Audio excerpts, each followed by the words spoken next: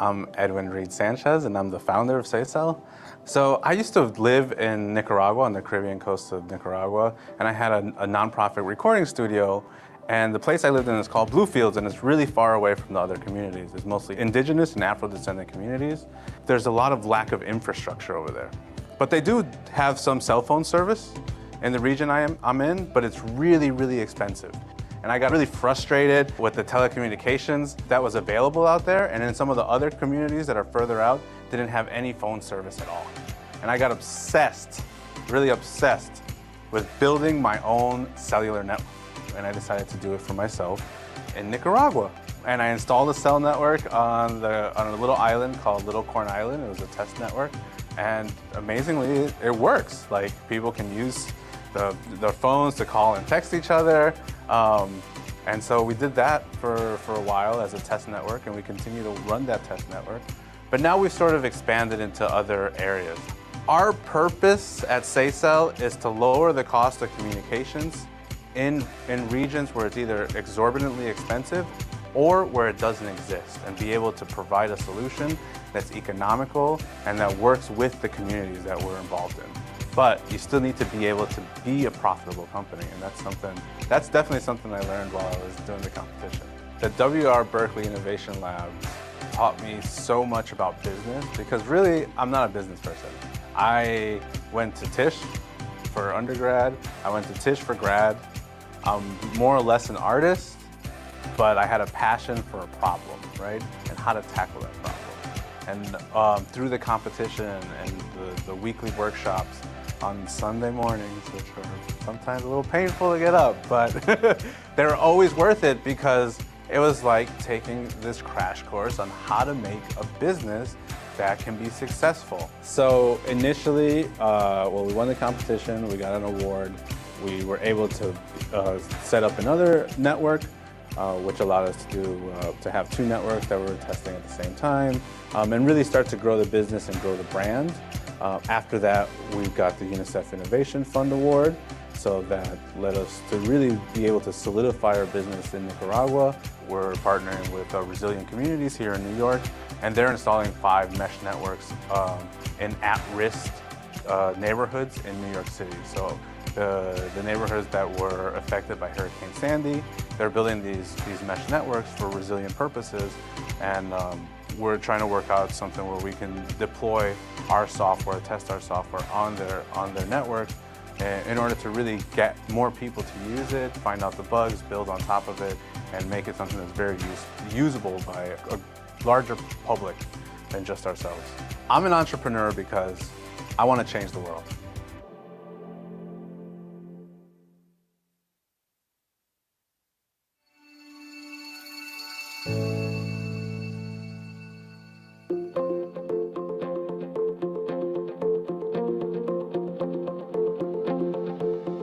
So in 2010, I went down to Haiti as a first responder to the earthquake. And there was a hospital named Justinian Hospital. It was a very small hospital. It's got about 100, 200 beds. And there was no pathology services at the hospital whatsoever. So what you had was surgeons that were operating based on outward symptoms. There was no sort of actual diagnosis being performed. Because there are not enough pathologists, and there's a time and money barrier between the patient and the doctors, he wanted to do something about this issue where the doctors and their patients wouldn't have to be at the same place at the same time. And then in January or February 2015, he came here and started Alexapath. We have a robotics mechanism that allows for you to move the slide in X, Y, and Z plane now. So it sits on a microscope bed, and we have designed it in a way that it can be used with any microscope. So you'll go to a lab, any lab can take your specimen. They'll have to just put that specimen on the glass slide, put it under the microscope, and a pathologist can look at that specimen from anywhere in the world in real time. Or you could scan the entire glass slide and upload it on the cloud for the doctors to look at the slide sometime later. One of the first use cases we found for the product was a diagnosis of cervical cancer. There's not enough people around the world to perform a diagnosis on a high level. So what we wanted to do was create a computer program that could look at individual cells and then determine whether or not they were atypical. So the idea is that the AI will look at the slide before the pathologist looks at it and run a pre-screen sort of thing, so the pathologist doesn't have to go through the entire slide and all the slides, and the AI will be able to detect these areas of interest, and they will be able to just look at those areas rather than having to go through each and every slide and the entire slide. The next real big challenge that we see, once we can get the product running and once we can achieve sort of an ability to support ourselves with our product, we want to sort of deconstruct the microscope altogether. So the idea is that the microscope itself is sort of, it's on its way out in a lot of ways. And so we want to recreate this for the next generation. And we've been looking at possible different control methods, like some people have mentioned maybe like more joystick-like, like video game-like. So we're trying to sort of figure out what that's going to look like. That's like the exciting part. Working with NYU has been such an amazing process in itself. The number of resources available are almost infinite. You know, I think from when we did the Entrepreneurs Challenge, I think Luke was one of the most amazing resources. The guy is probably one of the best presenters I've ever seen in my life. So I think any time we got to spend working with him and sort of learning through that process was really amazing. So there are all the resources that you might need to become an entrepreneur, to become a successful businessman here within the NYU community. I'm an entrepreneur because I love challenges. I'm an entrepreneur because I want to solve problems.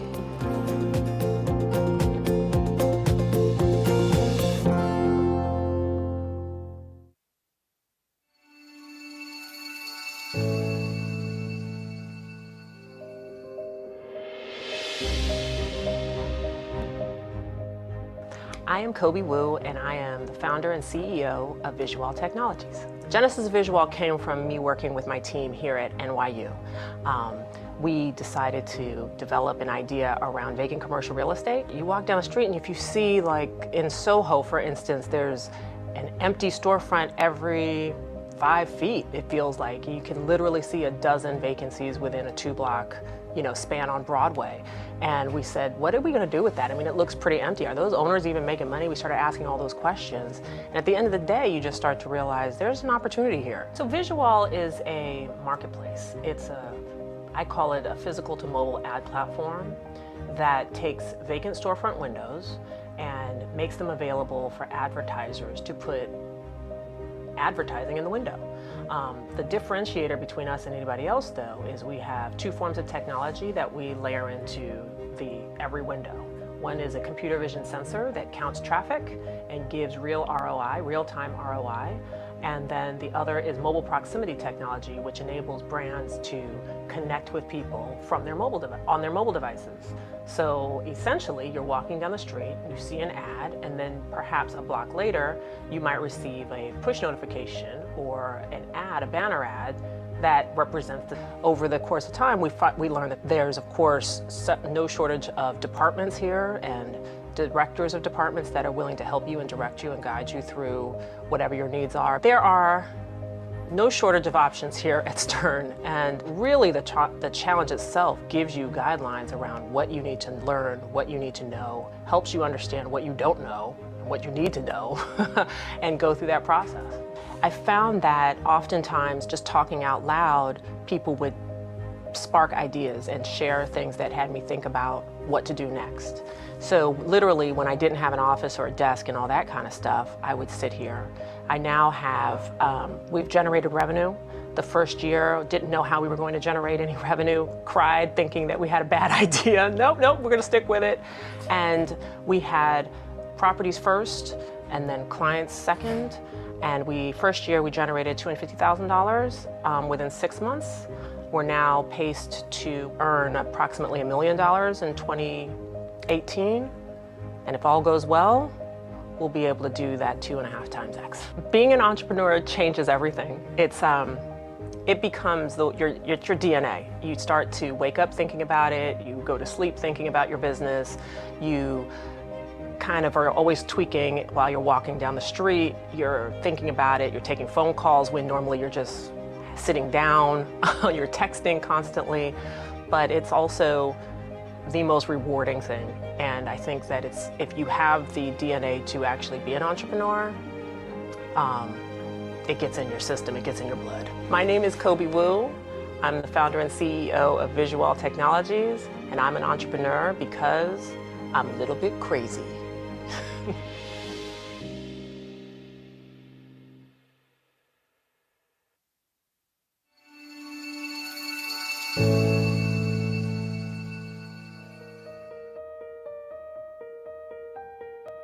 Fundamentally, the goal of setting up Fairframe was to help change the shape of leadership in organizations to be more representative of customers and people.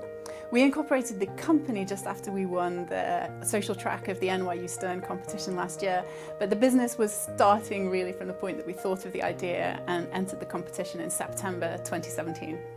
For us, the input from the coaches and the mentors at a really early stage were absolutely pivotal in not only defining what this nebulous concept was going to become as a business, but also helping us to work out how we can frame it and set it on a path right from the start. And for us in the social track, one of the key things was, are we non-profit, are we B Corp, or are we going to go as a full C Corp company? And the input from the mentors and the different perspectives was really helpful in making those decisions. So the seed funding from the NYU Stern competition was really helpful in getting us off the ground. So that kind of helped us through the friends and family stage, which is a big hurdle for most early stage startups. And that injection of cash capital right at the start of our process was immensely helpful for us. So following the challenge, we applied to the Barclays Accelerator powered by Techstars, and we were so glad to get into that program which partnered us with a major global bank and also the Techstars network. So we went straight from the competition into a process that really helped us to think about the actual business and how to grow it, how to fund it, and how to find customers. And as a part of that, we built the MVP, the minimally viable product version of Fairframe, and launched an alpha version for starting proof of concept and pilots with big organizations. We have been applying a bootstrapping approach to the company since then and helping ourselves to really formulate what we're building, why we're building it, before we go out and seek further venture capital funding or alternative types of funding for the business. Where I would love to be in 10 years' time is to have built a platform which engages people in diversity and inclusion with tech-enabled thought processes all the way through what organizations and people are doing, so that we have a platform that helps people, enhances experiences, and really has delivered change in the workplace. And I would love in 10 years' time to look back and say, we've contributed to that change. I'm Amy, CEO of Fairframe, enhanced thinking about diversity and inclusion. For me, I came into entrepreneurship because I had the opportunity to do so, and that opportunity was the Berkley Innovation Labs process. And it was really being in that process and having a whole range of people around you, all of whom just see you as an entrepreneur, was really helpful in starting out.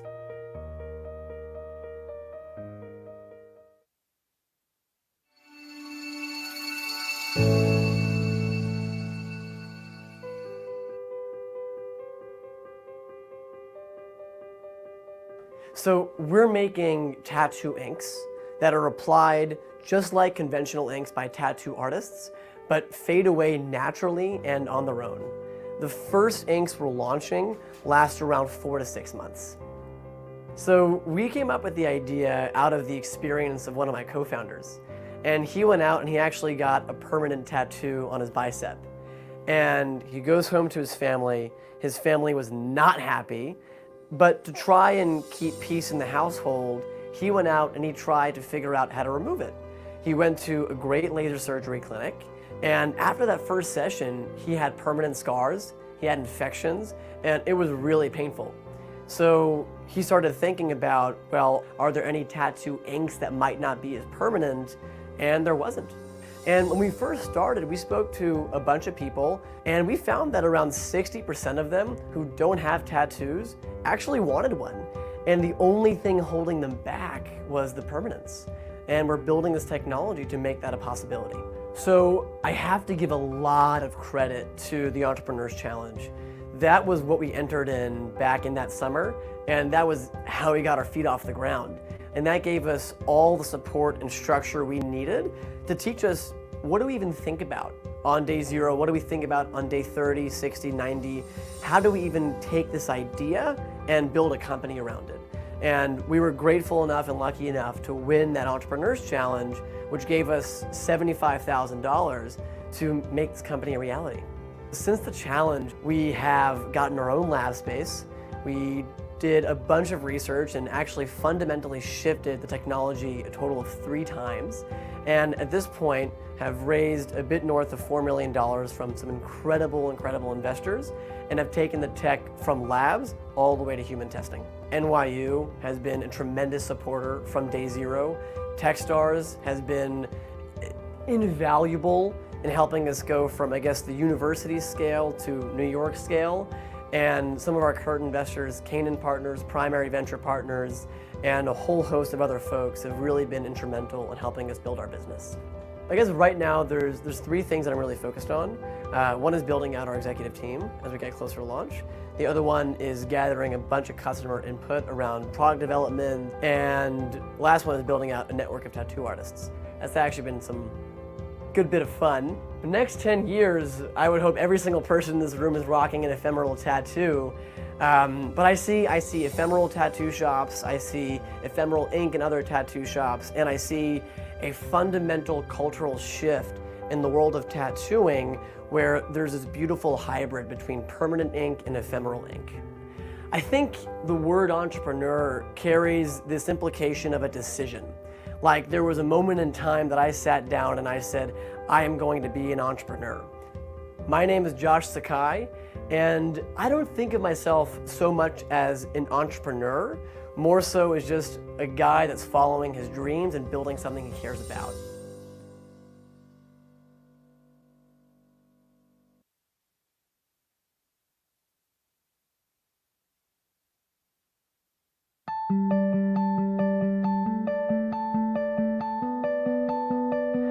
I am a maker. I am a bridge builder. I am persistent. I am eager to help. I'm a risk taker. I am inspired by the possibilities of entrepreneurship. I am a leader. I am a thinker. I am a doer. I am a perfectionist.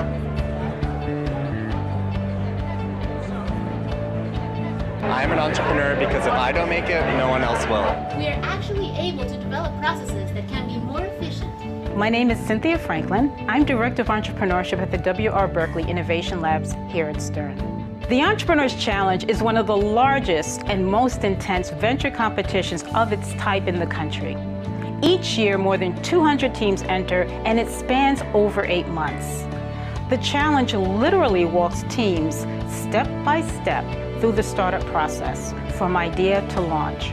The Entrepreneurs Challenge molds the entrepreneurs in 2 ways. First, it subjects them to rigorous analysis about their business, and second, it exposes them to tremendous mentors and leaders in the entrepreneurial community.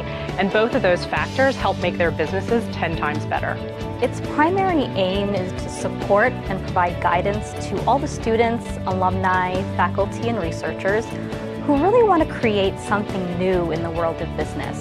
The secondary aim is to identify and reward those ventures being developed inside of the university and inside of the NYU community with the greatest potential to not only become viable businesses, but more importantly, become disruptive ones.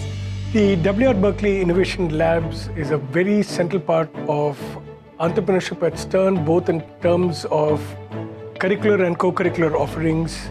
Entrepreneurship is like strategy and theory in action. It brings together everything that you learn about business into a focused attempt to solve a problem and sparks creative ways of thinking about that problem. No matter how many ideas I think I've heard of, when I come to the Entrepreneurs Challenge, I'm just blown away by the creativity, the inspiration, the new ideas that this generation of entrepreneurs has to offer. We're working on an in-bed resistance training product for the elderly. A loyalty program for plant-based eating. Building a more efficient, powerful, and lightweight electric motor for electric vehicles. What I loved about the process was there were many people at NYU that pointed out gaps in our plan, right? So they said, you don't have this or you missed this. And so that iterative process of learning from your peers from venture capitalists, from judges, from professors, really helped us make the plan sort of bulletproof when we did present it in the final round. Oh, it's been incredibly helpful. It's been very useful to have a structured process. We've had a lot of coaching, we've had the boot camps.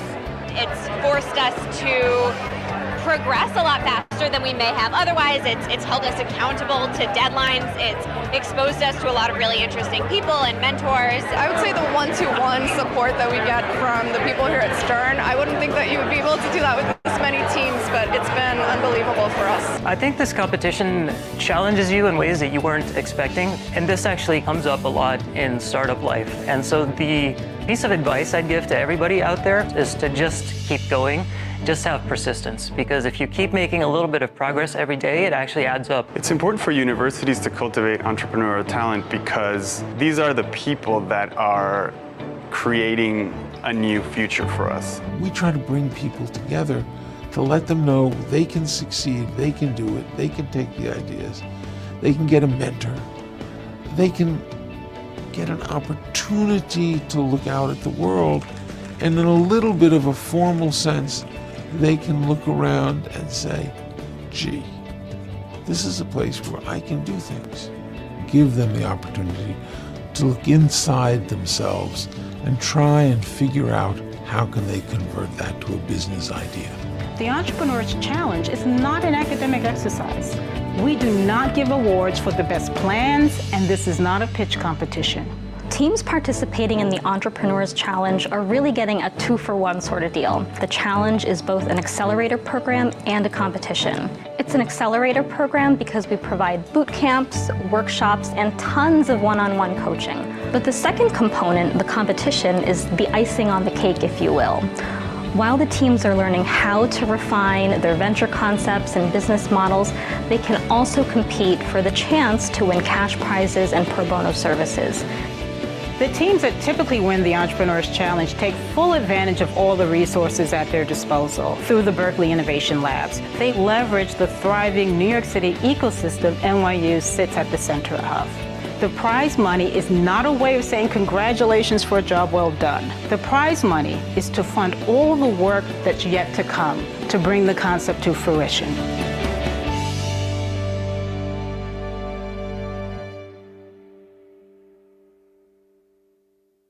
Hey everybody, welcome to the final pitch off of the 300K Entrepreneurs Challenge at the Stern School of Business.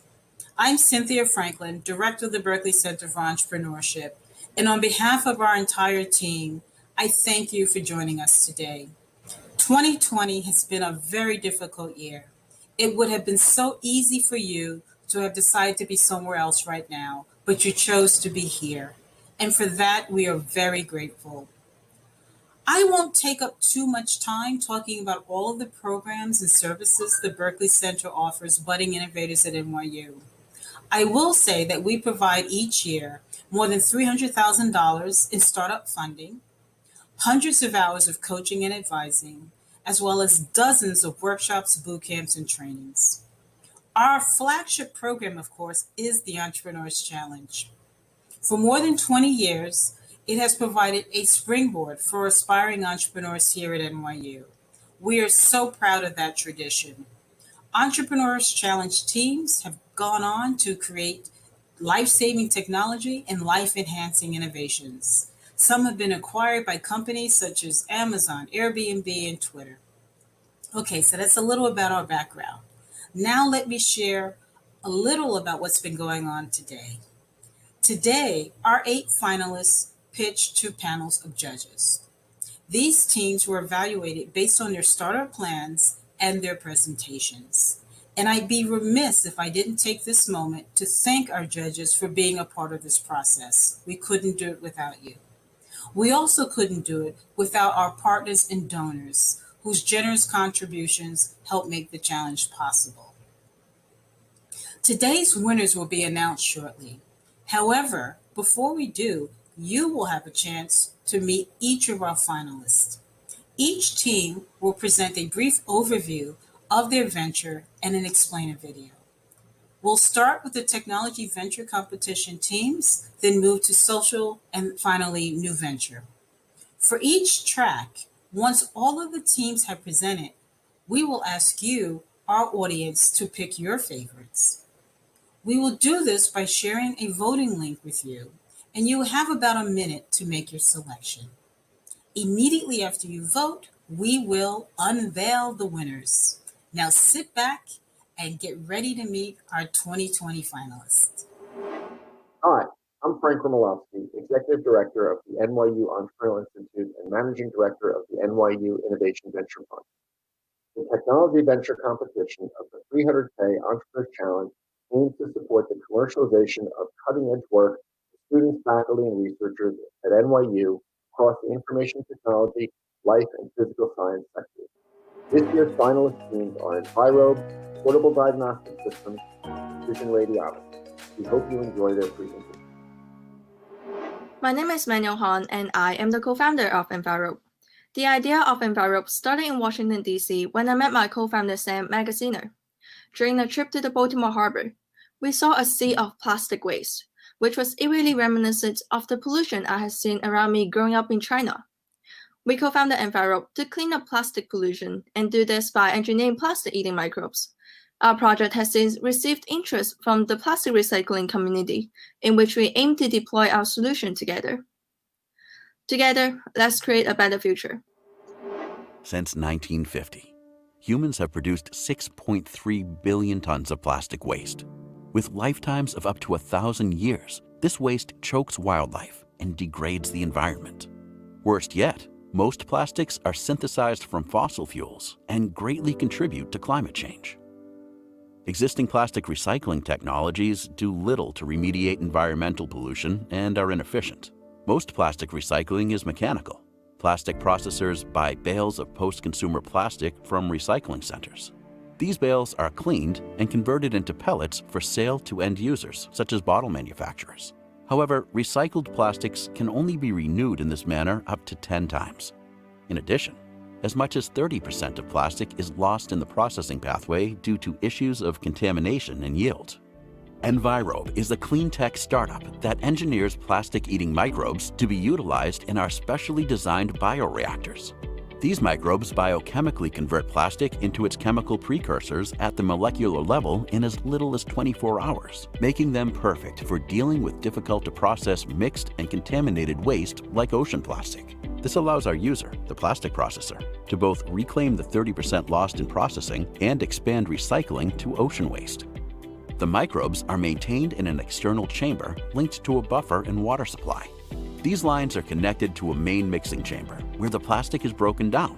The breakdown products are then collected and sold to manufacturers of virgin plastics, closing the loop on plastics production. While our customers pay Envirobe an annual fee for use of our platform, users retain most of the profits from sales of the breakdown products. By working together, we can reduce fossil fuel consumption and stop plastic pollution. Envirobe. Let's evolve a cleaner future.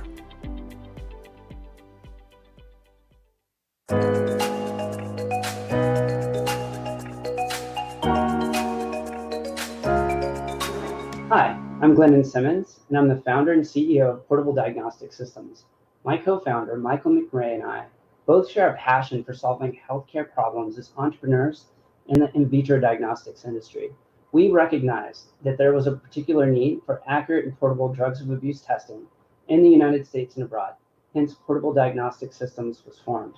We are deeply honored to be finalists in NYU's 300K Entrepreneurs Challenge in the Technology Venture Competition. Thank you. More people are driving under the influence of drugs than ever before, and this has led to an increase in fatal motor accidents. Determining if a driver is impaired by a drug is a medical, scientific, and legal challenge for law enforcement. Current roadside drug screening technology is notoriously inaccurate. False positives may cause an individual who is not impaired by a drug to go through the unnecessary hardship of arrest, a lengthy medical exam, and a warrant-ordered blood draw for toxicology testing. This is invasive, and it erodes public trust. We ask a lot of our law enforcement officers. Why not give them the right tool for the job? Introducing the Integrity One analysis system, a next-generation drug screening technology. The Integrity One gives law enforcement the ability to accurately and objectively determine the presence or absence of drugs in a driver's oral fluid in under 5 minutes, well within the time frame of a typical traffic stop. And it's not just for law enforcement. This technology is ideal for workforce and clinical drug testing as well. What's the underlying magic? It starts with better antibodies. Our custom-engineered single-domain antibodies are heavily screened against interfering substances during production. This leads to fewer false positives. The antibodies bind with the drug in the sample, and that complex is recirculated over a sensor inside our novel microfluidic cartridge. This leads to better sensitivity and precision. It means a more accurate and precise drug test that can be done by anyone, just about anywhere, with high-quality performance characteristics, similar to what would be generated by a lab-based test run by scientists. The Integrity One analysis system represents a significant improvement on the current state-of-the-art, and we have a solution for all budgets through either sales or rental of our instrument and sales of our low-cost cartridges and sample kits. Portable diagnostic systems.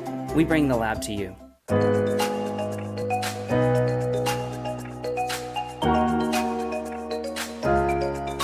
Hi, I'm Greg. Doctors needed a better way to measure and monitor bone health in their patients, especially the ones with osteoporosis, a disease of weak bones.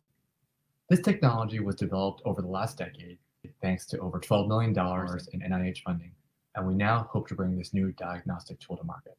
Thanks, and we hope you enjoy the competition. We are Precision Radiomics. We perform 3D imaging of bone strength to accurately diagnose osteoporosis and improve bone health. The problem that we're addressing is the underdiagnosis of osteoporosis. Did you know that over 50% of patients with osteoporosis, a disease of weak bones, go undiagnosed and untreated? Osteoporosis causes 2 million fractures in the United States annually. This results in major surgery, costing the U.S. healthcare system $20 billion per year, increased mortality, and hundreds of millions of lost days from work annually. Why does this problem exist? Well, it's because physicians lack a sensitive test to assess patients' bone strength. The current standard of care test DEXA does not measure bone strength. It estimates bone density from the grainy two-dimensional image you see in the bottom right. There are many false negatives. We've developed a 3D bone strength test based on software that uses as input patient CT or MRI scans. After applying our unique algorithm, we can calculate a patient-specific bone strength test result, and this can be performed for any bone in the body. The market opportunity we view as being almost $10 billion in the United States and $700 billion globally. This is because any adult over the age of 65 is affected by osteoporosis. Osteoporosis also affects patients who have diabetes, cancer, or kidney disease, and it is an important consideration in orthopedic surgery patients. In terms of what we've done so far, we've secured over $12 million in National Institutes of Health grant funding and published over 100 scientific articles over the last decade. We've developed the prototype software and tested it in over 400 patients over the last several years. We submitted a patent application in 2018, and most importantly, in late 2019, Medicare approved reimbursement for a CT-based bone strength test. This is paving the way for commercialization. In terms of the revenue stream, we envision an annual subscription fee or a per patient analysis fee. Additionally, we anticipate that there could be revenues from the pharmaceutical industry or medical device firms who operate in the bone health space. Thank you very much for your time.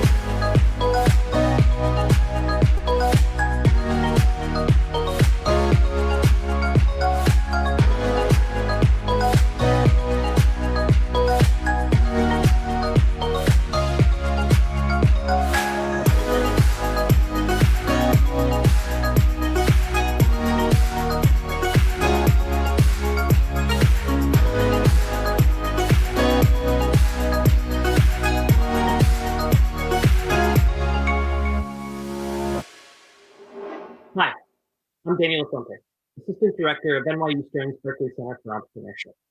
The social venture competition supports the growing number of student and alumni entrepreneurs who are coming up with innovative solutions to solve social problems both here and abroad. This year's finalists are Block and Sabai Design. We hope you enjoy their presentations. Hi, I'm Amina. And I'm Riley. We're the co-founders of Block. Block started as a way to solve unemployment issues for students of color. We believe in the power of software to change the world for the better.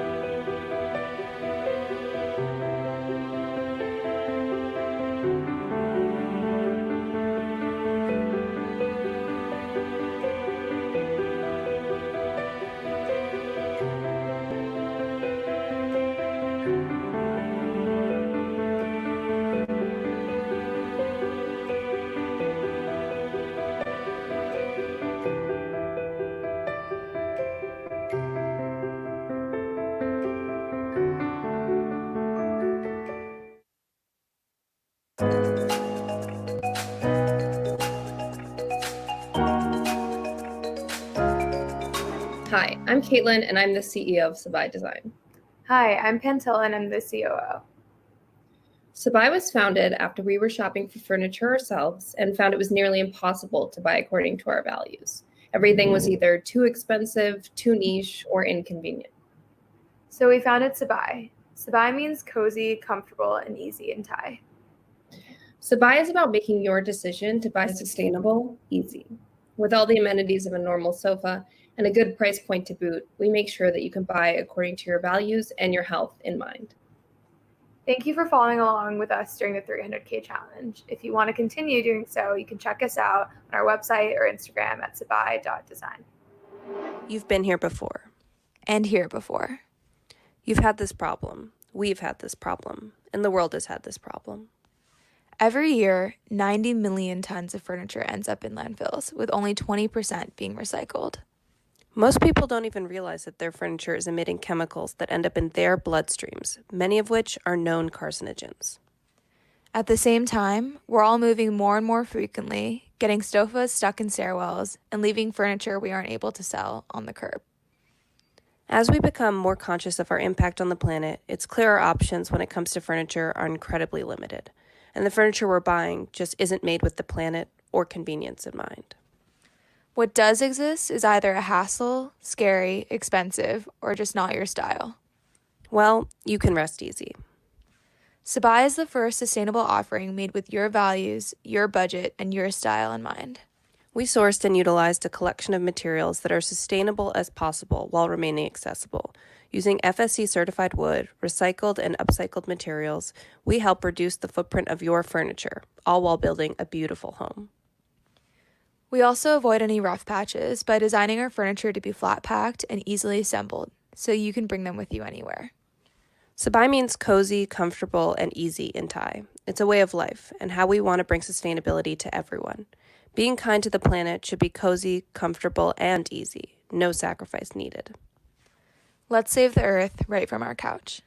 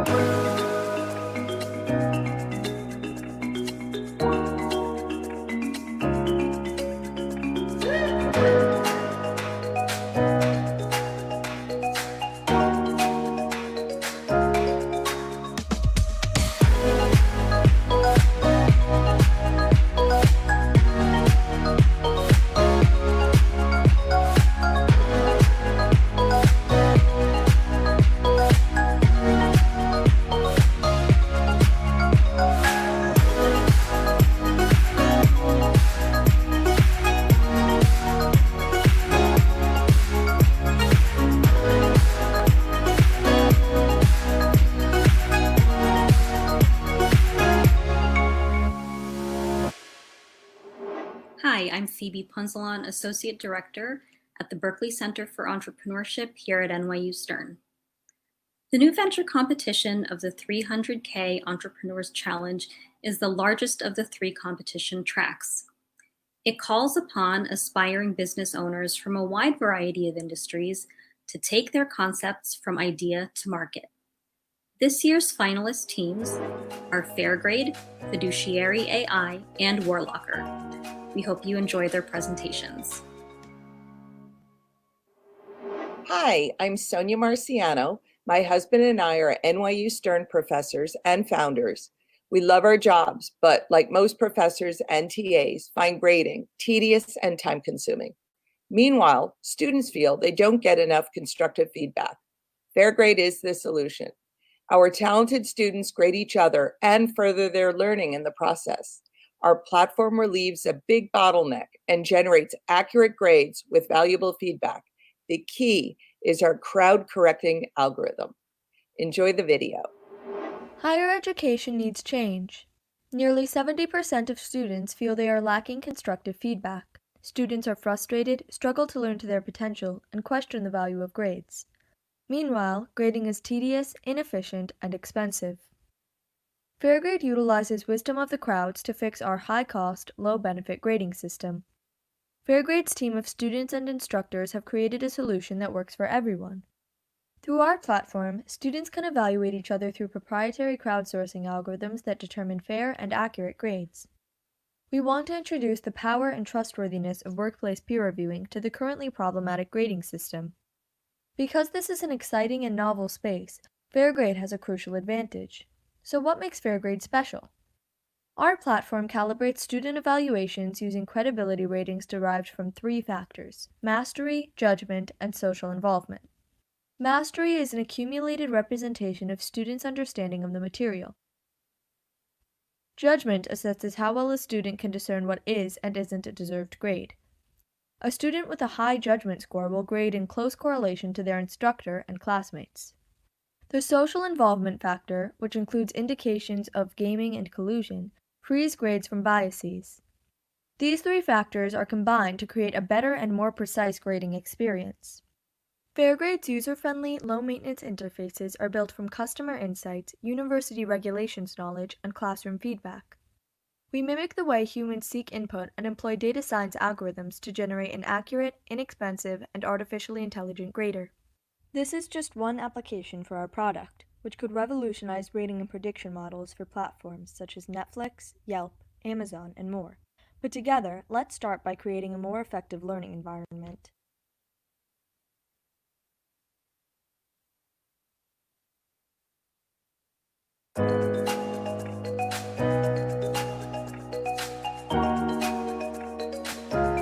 Hi, I'm John Naraki, one of the founders of Fiduciary AI, along with my investment colleague, Cynthia Steer. We were talking about how investment committees often lack the resources or discipline to ensure they're making good decisions. This simple lack of focus often trips up some very talented professionals. As experts in the space, we sought to automate governance best practices into a valuable tool for investment committees, and Fiduciary AI was born. We hope you enjoy our video. Thanks. Investment committees are modern and have all the technology that they need to keep up with regulations and get all of their work done, right? Actually, not so much. Most investment committees have not had a major technology upgrade since word processing. Let's take a closer look. First, you need to open up the spreadsheet file where you have all your committee contact information. Then, you need to go to your email app and send out invitations for the meeting. And you have to constantly keep a tally of who is coming so you make sure you have a meeting quorum. Then you need to figure out your agenda. You look at the prior meeting minutes and what you did last year. And then there are the calls to the committee chair and the inevitable emails back and forth. Today, we are all working remotely, and markets are in uncharted waters. Committee members and investment professionals are overwhelmed, knowing investment mistakes will be very costly. So this administration is not just a hassle, it takes away from their fiduciary process, and this can lead to unwanted circumstances. Well, help is here. Welcome to Fiduciary AI, your next generation fiduciary solution. Fiduciary AI, or FAI, is the first application that allows you to manage your entire fiduciary process under one roof. FAI combines fiduciary expertise with the power of artificial intelligence to help you execute a sound and documented fiduciary process around your investment portfolio. With FAI, you can manage your organization, committee, and team, and set up a fiduciary calendar. You can set up and organize meetings, prepare agendas and meeting packets, and conduct your meetings with the help of artificial intelligence. There's even automated meeting minutes. Fiduciary AI seeks to simplify your entire fiduciary life so you can focus on investment performance and your mission. FAI is your next generation fiduciary solution.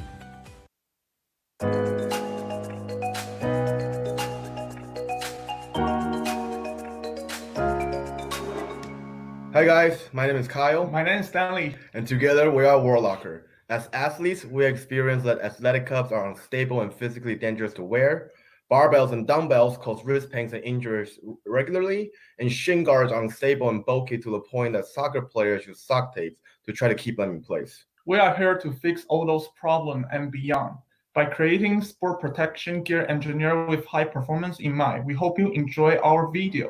What do you do to protect your legacy? You train hard. You jump. You run.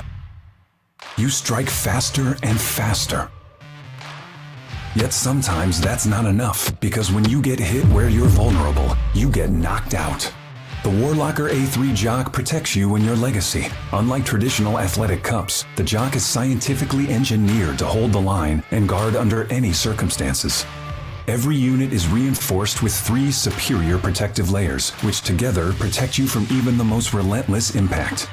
An all-withstanding protective outer shield is cushioned by a shock-absorbing foam bridge and fortified by flexing wedges on the side, allowing total flexibility and complete protection from all sides. The Warlocker A3 Jock is designed to provide total durable protection without sacrificing an ounce of comfort. With an adjustable belt, the Jock's built-in plating ensures complete safety from your lower abs down to your manhood. The understrap is easy to wear and to remove while snugly securing the foam cushion Jock in place in the middle of the action. Armed with uncompromising comfort and ultimate defense, this is the Jock for every fight.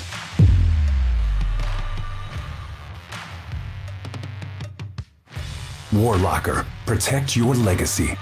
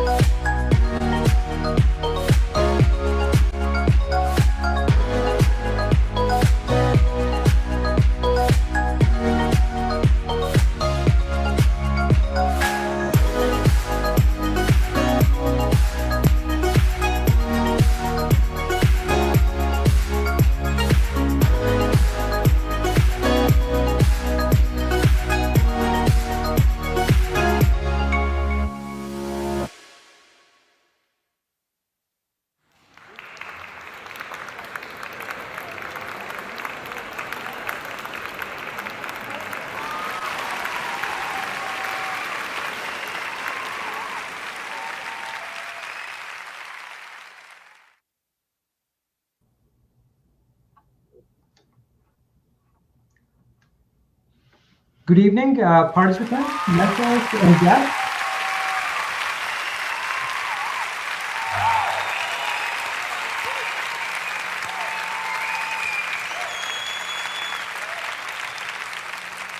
I am Deepak Hegde, Associate Professor of Management, Faculty Director of the Berkley Center for Entrepreneurship, and Founding Director of the Endless Frontier Labs.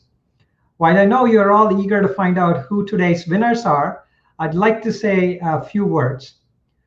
What happens at the Entrepreneurship Challenge each year is a key part of our ambition at NYU Stern to become the leading hub of university entrepreneurship in the United States and indeed the planet. Danny, my teammate, has collected data which suggests that we are on our way. Over the last 3 years, the NYU community completed a record 501 rounds and raised $14.5 billion in venture funding. Stern represented 1/3 of this total activity, and many founders who were part of these fundraisers included past challenge participants.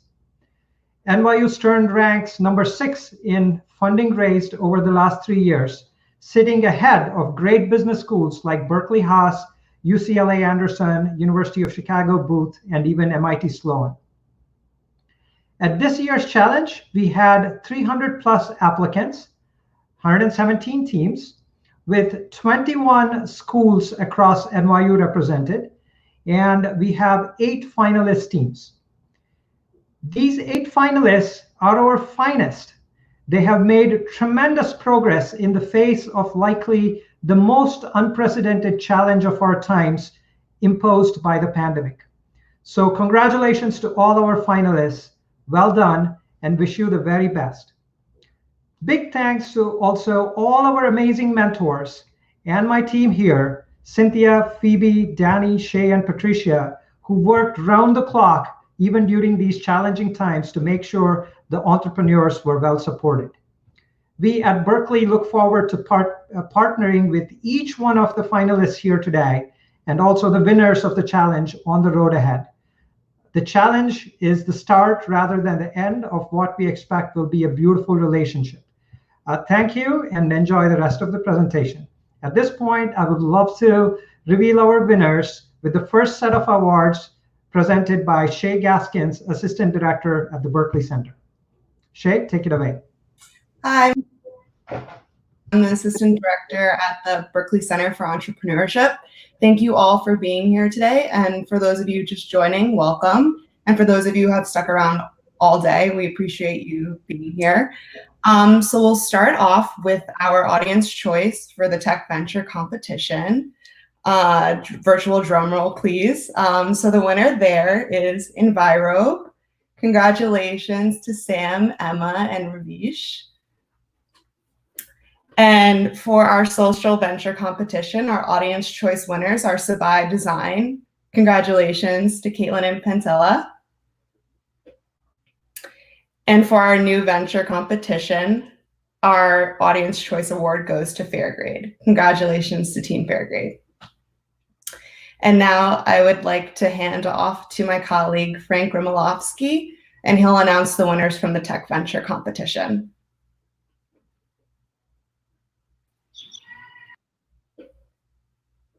Thank you, Shay. It is an honor to be here. I'm Frank Rimolofsky. I'm the Executive Director of the NYU Entrepreneurial Institute and Managing Director of the NYU Innovation Venture Fund. This was a terrific year for the technology venture competition. We had a great variety of teams from a great variety of schools seeking to commercialize their research and inventions across a variety of sectors as well. Before I announce the winners, I do want to say thanks to my team at the Entrepreneurial Institute, known as the Leslie E Lab to many of you, in particular Dee Dow, who worked really closely in supporting all of the finalists and getting their presentations in really excellent shape. So thanks to Dee and the rest of the team. And also thank you to our judges. We had Kim Armour from Comcast Ventures, John Elton from Graycroft Partners, Colin Byrne from Two Sigma Ventures, and last but not least, Jenny Fielding from Techstars. With no further ado, we are splitting the award this year due to the strength of the teams, though all 3 teams did exceptional and have great promise and potential. We are awarding a first place prize, or I should say the judges are awarding a first place prize of $75,000 to Envirobe and $25,000 to Precision Radiomics.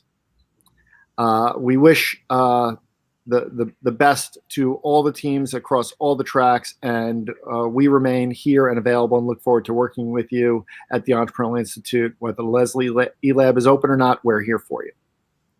Thanks. Now I'd like to pass it off to my friend and colleague, Danny LaFuente. Thank you, Frank. And ditto on all the thank yous to everyone who played a part in this program today and throughout the year. This year's social venture competition came down to 2 finalists who are working to address some of the most pressing problems in today's society. Similar to the TVC, both teams were extremely well prepared and gave very compelling presentations, which led to the judges deciding to split the prize amongst both teams. So congratulations to Sabai Design as a co-winner of $25,000. And of course, congratulations to our grand prize winner, Block, who will take home $50,000. So congratulations, change makers, and thank you for the work that you do. With that, I'll pass it to my colleague, Phoebe Punzelon, to announce the results of the new venture competition. Thanks so much, Danny. So before we move on to the new venture winners, I just want to take a moment to recognize our terrific volunteers. So what I do here at the Berkley Center for Entrepreneurship is manage the day-to-day operations of this incredible program, the 300K Entrepreneurs Challenge. And part of that responsibility is working with a terrific pool of volunteers. We have probably hundreds of them on our roster who are very involved year after year to help us read online submissions, help us coach the teams. They are so extremely generous with both their time and their expertise. Many of them are watching now. And if you're there, we say hello and thank you so much. We really could not do what we do without all of you. But I know everyone is eagerly awaiting the results of the new venture competition. And so here it is. The grand prize winner for the new venture competition is Team Fairgrade, taking home $100,000. And it's really, again, as Cynthia mentioned in the video, not a prize for what has already happened, but funds to help the team do what's needed to be done next. So congratulations to Anthony, to Sonia, to Yash, who all presented today, and to the rest of Team Fairgrade as well. It's a huge team. So congrats to all of you for your hard work. Now off to you, Cynthia.